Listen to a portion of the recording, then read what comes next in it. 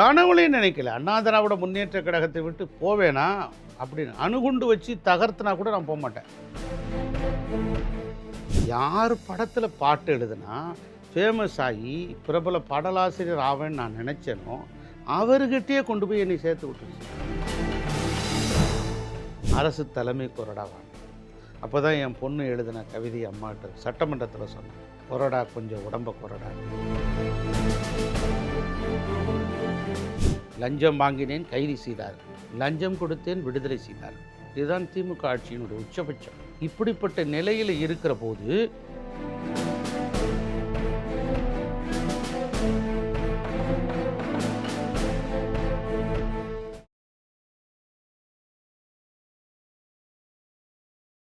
வணக்கம். வணக்கம். உங்களை போன்ற இலக்கியவாதிகள் ஒரு அரசியல் கட்சியில் இருக்கிறதுல ஒரு புழுக்கம் இருக்கா? நிச்சயமாக இருக்கு. வட்ட நிலாவை வர்ணித்தவர்கள் வட்ட செயலாளரை கூட தாண்டுவதில்லை.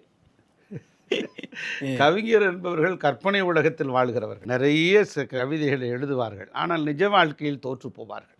ஆக அப்படி இருக்கிற போது இலக்கியவாதிகள் சகிப்புத்தன்மையோடும் தன்னை வரைத்து கொண்டு தன்னை கரைத்து கொண்டு யார் இயங்குகிறார்களோ அவர்கள்தான் அரசியலிலே வெற்றி பெற முடியும். அந்த வகையிலே பல்வேறு விஷயங்களை சகிப்புத்தன்மையோடு இருக்க வேண்டும். ஒரு தலைவர் தவறே செய்தால் கூட சரி நம் தலைவர் தானே என்று சகிப்பு உள்ளத்தோடு நகர்கிற போது தான் அந்த இடத்திலே அவனால் பயணம் மேற்கொள்ள முடியும். உண்மை. அப்படித்தான். உங்களை பொறுத்த வரைக்கும் ஒரு வாத்தியாராக தான் ஆரம்பிச்சு. ஆமாம். எங்கே இருந்து இந்த அரசியலுக்கு உங்களை அழைத்து கொண்டு வந்தது? பச்சையப்பன் கல்லூரியில் படிக்கும்போது புரட்சித் தலைவி அம்மா அவர்கள் எங்கள் கல்லூரிக்கு வந்தார்கள். அப்போ நண்பர் ஐசரி கணேசன் அந்த ஏற்பாட்டை செய்தார். அப்போது நான் கிராமத்திலிருந்து வந்த ஒரு மாணவன், சாதாரண ஒரு எளிய பின்புலத்திலே, ஒரு பொருளாதார பின்புலமற்ற, ஒரு அரசியல் பின்புலமற்ற ஒரு எளிய குடும்பத்தின் பிள்ளை நான். அப்படி இருக்கிற போது அம்மா வருகிற போது வியப்போடு பார்த்தோம்.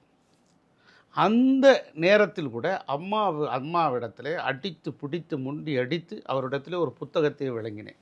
அது அவர்களுக்கு அந்த பசுமையான நினைவுகள். அந்த ஒரு ஃபோட்டோ எடுத்துக்கிட்டோம் அந்த நிகழ்ச்சியில். நான் எங்கே அவங்கள பார்த்தாலும் புத்தகம் கொடுப்பேன்.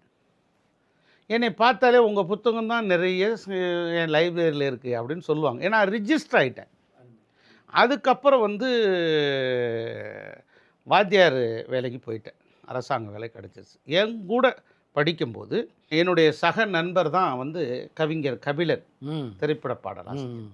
என்னுடைய ஜூனியர் தான் நான் முத்துக்குமார். ஓ அருமை. 3 பேரும் பாடலாசிரியர் ஆகணும் தான் கனவு. 2 பேரும் பாடலாசிரியர் ஆகிட்டாங்க. ஆமாம். நான் வாத்தியார் வேலைக்கு போயிட்டேன். மாலையில் 4 மணிக்கு முடிஞ்ச உடனே கோடம்பாக்கத்தில் ஒவ்வொரு ஸ்டுடியோ ஏறி வாய்ப்பு கேட்குறது. இப்படி போச்சு. இப்படி போகிற போது தான் நண்பர் விஜய் ஆண்டனி கிடைத்தார். அப்போ அவரும் இசையமைப்பாளர் ஆகிட்டு அது மூலம் பாடல் எழுதலாமே அப்படிங்கிற ஒரு ஆசை வந்துச்சு. அங்கங்கே போகும்போது தான் எஸ்ஏஜியுடைய அவர் அறிமுகம் கிடைச்சி அவரை பார்த்தார். அவர் வாய்ப்பு தர்றேன், உன் பேர் என்ன பேருன்னு கேட்டார். அக்னினர். அக்னிலாம் வேணாம், உன் பேர் விஜய் ஆண்டனிட்டார். சார் என் பேர் விஜய் ஆண்டனின்னு பேர், என்ன வேணாலும் வச்சுங்க, எனக்கு வாய்ப்பு கொடுத்தா போதுன்ற நூலில்.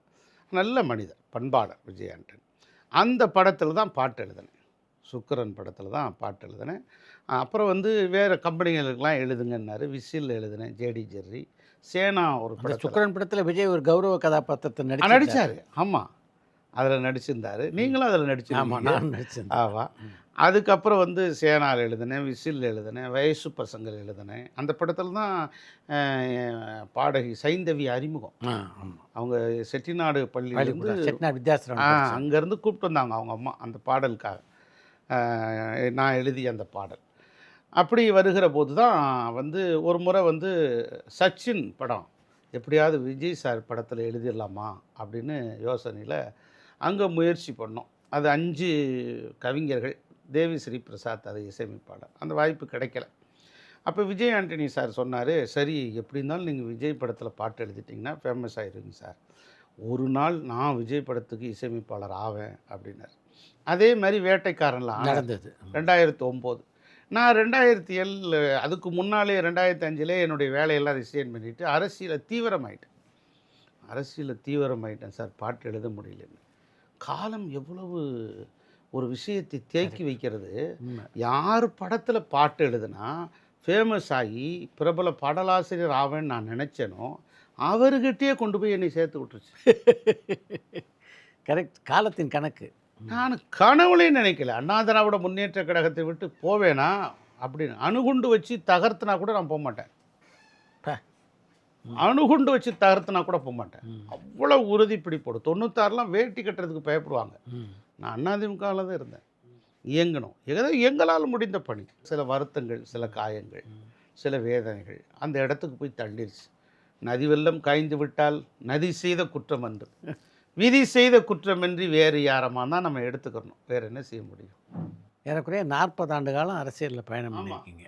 ஒரே கட்சி தான், அதிமுக தான். வேறு எந்த கட்சியும் இல்லை.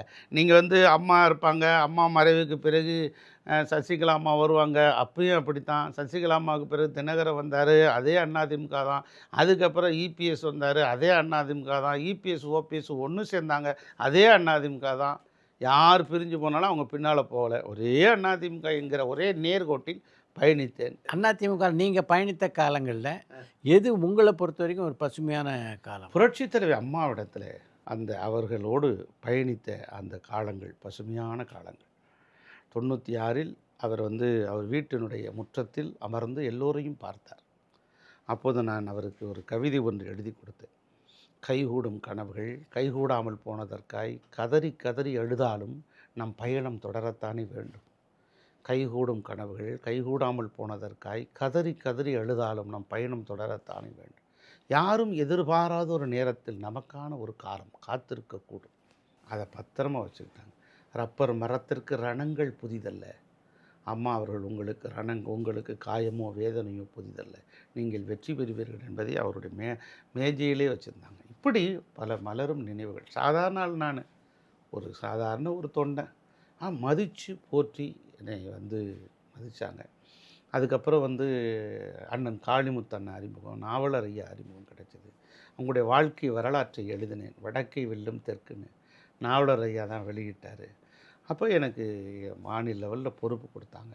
அப்படியே செயல்பட்டுட்டு இருந்தேன். சொற்பொழிவாளர் ஆனேன். 2006ல் அம்மாவுடைய பேச்சுக்களை தயார் செய்கிற நிலையில் இருந்தேன். அவங்க அறிக்கைகளை தயார் செய்கிற இடத்துல இருந்தேன். அவருடைய பேச்சுக்களை தொகுத்து வழங்குகிறவராக இருந்தேன்.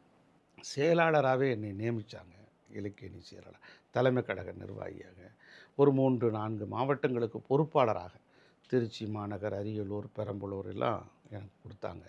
11ல் சட்டமன்ற உறுப்பினர் வாய்ப்பு கொடுத்தாங்க. அருப்புக்கோட்டை சட்டமன்ற உறுப்பினரானேன். அரசு தலைமை கொறடாவானேன். அப்போ தான் என் பொண்ணு எழுதின கவிதை அம்மாட்ட சட்டமன்றத்தில் சொன்னேன். கொறடாவாயிட்டேன், ஒரு கவிதை சொல்லுன்னு என் மகள் நற்றினைகிட்ட சொன்னம்மா. என் பொண்ணு எழுதுனா கொறடா கொஞ்சம் உடம்ப கொறடான்னு. அது விழுந்து சிரிச்சாங்க. இப்படி அதுக்கப்புறம் பள்ளிக்கல்வி, இளைஞர்கள் விளையாட்டு, தமிழ் வளர்ச்சிங்கிற அரிய வாய்ப்பை தந்தாங்க. 2016 அந்த வாய்ப்பு தந்தாங்க. அவங்க மறைவுக்கு பிறகு எல்லாம் வசந்த காலம் பறிபோய் விட்டது. எங்கு நோக்கினும் அந்த வசந்த காலம் திரும்பி வருமா என்று தெரியவில்லை. 10 ஆண்டு காலம் கடும் போராட்டம். எந்த அரசு பதவியோ எந்த வாய்ப்போ கிடைக்கவில்லை. அதிமுகவுக்கு தான் பணியாற்றினேன் என்று பல பேர் சொல்லுகிறார்கள். பேராசைக்காரர்கள், பதவி ஆசைக்காரர்கள் இவர்களெல்லாம் வந்து ஓடிவிட்டார்கள் வேறு கட்சிக்கு என்று சொல்லி. சோதனையிலும் வேதனையிலும் துன்பத்திலும் துயரத்திலும் உங்கள் கண்ணீரிலும் பங்காற்றியவரை நீங்கள் கைவிட்டு விட்ட பிறகு அந்த வேதனையால் தானே வெளியே போனேன். அதுதானே முக்கியம்.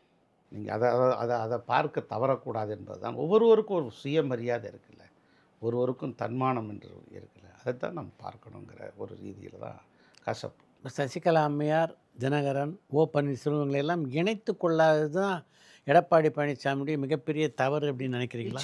நிச்சயமாக அவங்க ஏற்றுக்கொள்ளணும். நீங்கள் அவர்களெல்லாம் வந்து ஏற்றுக்கொள்ளணும், சேர்க்கணும்னு சொல்லுகிற போது அவர் கேட்கலை.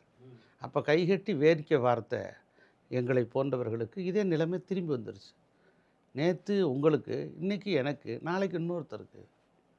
ஆக இந்த கட்சியை வந்து நம்ம சேதாரம் அடைய விடக்கூடாது என்பதற்காக சிறைக்கு போகிற போது கண்ணீரும் வேதனையாக இருக்கிற ஒரு பெண்மணி சிறைக்கு அது காலையிலே செல்ல வேண்டும். பெங்களூர் சிறைக்கு 4 வருட காலம் சிறை. என்ன ஆகுமோ எது ஆகுமோ, 4 வருட காலம் சிறையில் எப்படி வசிக்க முடியும், எப்படி வசதியாக வாழ்ந்தவர் என்று துயரத்தோடு கண்ணீரோடு வேதனையோடு அப்படிப்பட்ட இருக்கின்ற அந்த தருவாயிலும் சட்டமன்ற உறுப்பினர்களை அழைத்து ஒற்றுமைப்படுத்தி ஒரு முதலமைச்சராக உங்களை ஆக்கிவிட்டு போனவருக்கு நீங்கள் செய்த கைமாறி என்ன?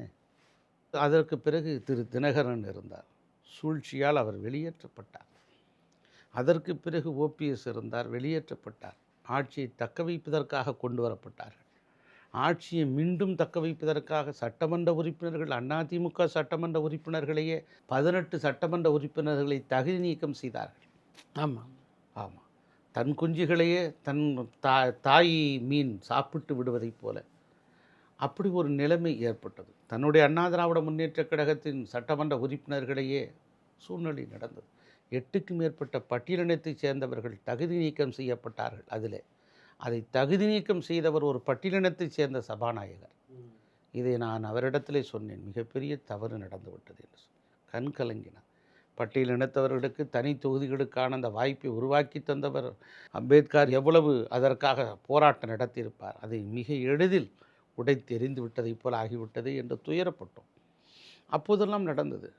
ஒரு பொதுச் செயலாளர் தேர்விலே யார் வேண்டுமானாலும் போட்டியிடலாம், அடிமட்ட தொண்டன் கூட பொதுச் செயலாளர் ஆகலாம் என்கிற விதியை மாற்றுகிற போது கைகட்டி வேடிக்கை பார்த்தவர்களில் நான்களும் ஒருவர். 10 மாவட்ட செயலாளர் முன்மொழிய, 10 மாவட்ட செயலாளர் வெளிமொழிய என்கிற திருத்தம் செய்யப்பட்டதற்கு பிறகு வேறு எவருமே போட்டியிடக்கூடாது என்று ஒரு சூழ்ச்சி வளையத்தை பின்னியவர்கள். அந்த வலையிலே யாரெல்லாம் அதற்கு உதவியாக இருந்தார்களோ, யாரெல்லாம் அதற்கு துணையாக இருந்தார்களோ, அவர் யாரெல்லாம் தூணாக இருந்தார்களோ, யாரெல்லாம் ஏணியாக இருந்தார்களோ, யாரெல்லாம் தோணியாக இருந்தார்களோ, அவர்கள் இன்று வீழ்த்தடிக்கப்பட்டு விட்டார்கள். ஓபிஎஸ் அவர்கள் வெளியே தள்ளப்பட்டார். இப்படி ஒவ்வொருவராக வெளியே தள்ளப்பட்டு தன்னுடைய அதிகாரத்தை தக்க வைத்ததற்கு பிறகு தான் இந்த உயரத்துக்கு வருவதற்கு எவரெல்லாம் பாடுபட்டார்களோ அவர்களை விரட்டி விரட்டி வேட்டையாடுகிற தனத்தில் இன்று நடந்த காரணத்தினால் மிகப்பெரிய ஒரு படுதோல்வியை அண்ணா திராவிட முன்னேற்றக் கழகம் அடைந்திருக்கிறது. ஆக இந்த தோல்விக்கு நாமே தான் பொறுப்பு. திராவிட முன்னேற்றக் கழகத்தின் மீது கடுமையான அதிருப்தி அலை வீசி கொண்டிருக்கிறது. எங்கு பார்த்தாலும் அதிருப்தி அலை. லஞ்சம் வாங்கினேன், கைது செய்தார்கள். லஞ்சம் கொடுத்தேன், விடுதலை செய்தார்கள். இதுதான் திமுக ஆட்சியினுடைய உச்சபட்சம். இப்படிப்பட்ட நிலையில் இருக்கிற போது இந்த திமுக ஆட்சியினுடைய அதிருப்தியை சரியான முறையில் கணித்து அதை வெற்றி வாய்ப்பை அறுவடை செய்ய வேண்டிய அதிமுக அரிதான வாய்ப்பை கைகழுவி விட்டுவிட்டது. உண்மைதான். மிகப்பெரிய பொன்னான வாய்ப்பை நழுவி விட்டுவிட்டது. ஆக அந்த வாய்ப்பை மிக லாபகமாக கையாண்டு விட்டார் நம்முடைய முதலமைச்சர் விஜய் அவர்கள். இன்னொன்றையும் நான் சொல்லுகிறேன், கனத்த இதயத்தோடு சொல்கிறேன். திராவிட கொள்கைகள் தோற்று போகவில்லை, இன்னும் உயிர் வாழ்ந்து கொண்டிருக்கிறது. திராவிட இயக்க தலைவர்கள் தான் தோற்று போனார்கள். திராவிட இயக்கத்தின் கொள்கைகள் எவையெல்லாம்? ஒரு ஏழை எளியவன், அரசியல் பின்புலமற்றவன், பொருளாதார பின்புலமற்றவன், ஜாதிகளில் ஏதிலியாக இருக்கிறவர், சிறுமிகளாக இருக்கிறவர்கள், விளிம்பு நிலை மக்கள், ஆதரவற்றவர்கள், இவர்கள் கூட சட்டமன்றத்து உறுப்பினராக முடியும். அவர்களும் ஆட்சியினுடைய அதிகாரத்தில் பங்காற்றி இருக்கிறார்கள். நாடாளுமன்றத்தில் யமுனை நதிக்கரையில் பாராளுமன்றத்தின் படிக்கட்டுகளில் அத்தானி மண்டபத்தின் உள்ளே நுழைந்து பாரத பிரதமரையும் உலுக்கி கேட்கிறவன் ஒரு குக்கிராமத்திலே ஒரு பிற்படுத்தப்பட்ட, மிகவும் பிற்படுத்தப்பட்ட, எந்த பொருளாதார பின்புலம் அற்ற ஒருவன் கேள்வி கேட்கக்கூடிய நிலையை உருவாக்கியது திராவிட இயக்கத்தின் கொள்கைகள். அந்த கொள்கைகள் இப்போது என்ன ஆனது?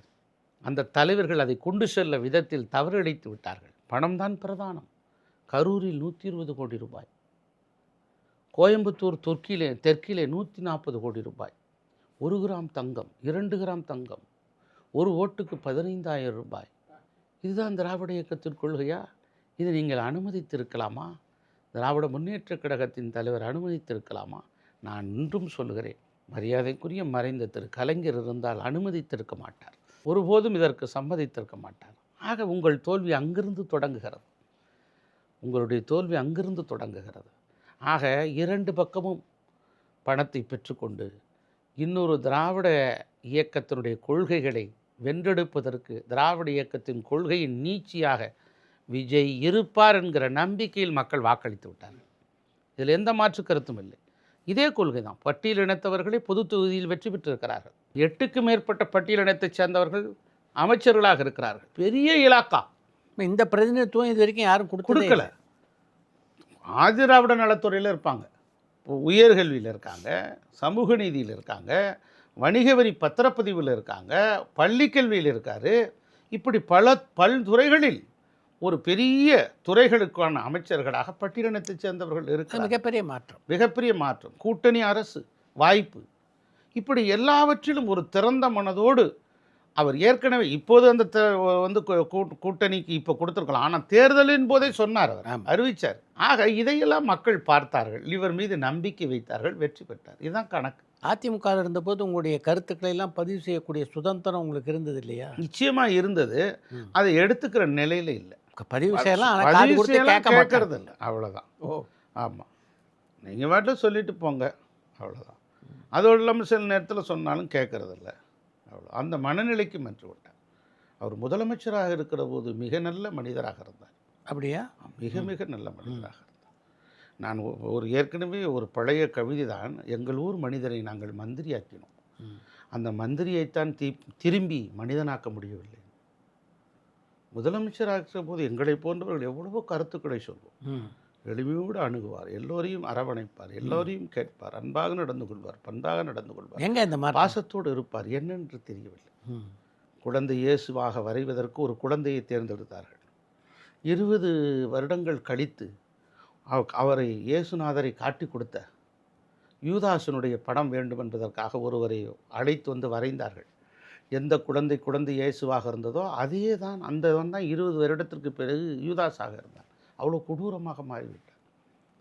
அதேபோல் என்ன காரணம் என்று பல மாற்றங்கள் அவருக்கு நிகழ்ந்து விட்டது. யாரை பற்றியும் அவர் எந்த கருத்துக்களையும் உள்வாங்குவதில்லை, கேட்பதும் இல்லை. இப்போ நீங்கள் உட்பட இன்றைக்கு அதிமுகவிலிருந்து பல மந்திரிகள், பல எம்எல்ஏக்கள் விலகி வந்து தமிழக வெற்றி கழகத்தில் சேர்றாங்க.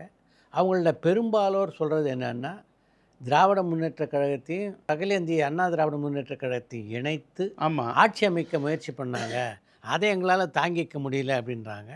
எல்லாரும் வெளியில் வந்ததுக்கு அதுதான் காரணமா? ஒவ்வொரு காரணமும் இது பிரதான காரணம். 47 பேரை வைத்துக்கொண்டு ஆட்சி அமைப்பீர்கள். திமுக நமக்கு ஆதரவு தருது. திமுக ஆதரவு வாங்கினீங்கன்னா 30 ஆண்டு காலம் திரைத்துறையில் இருக்கிறது எவ்வளோ கஷ்டம் உங்களுக்கு. ஒரு 3 படத்தில் பாட்டு எழுதுறதுக்குள்ளே நாக்கு தெரிவிக்கிறது. 1000 கோடி ரூபாய் பிஸ்னஸ் பண்ணுற ஒரு வியாபாரத்தில் இருக்கிற ஒரு நடிகர் அதை விட்டுட்டு அரசியலுக்கு வர்றாரு. சரி, அப்போ நேர்மையாக இருப்பார். கரண்ட் அடிக்கடி கட் போகுதேம்மா அப்படின்னு எங்கள் ஊரில் கேட்குறேன். ஆமாம், விஜய் வந்தால் வயரை பிடிங்கிட்டாரு, நீங்களாம் சேர்ந்து பண்ணிட்டீங்க.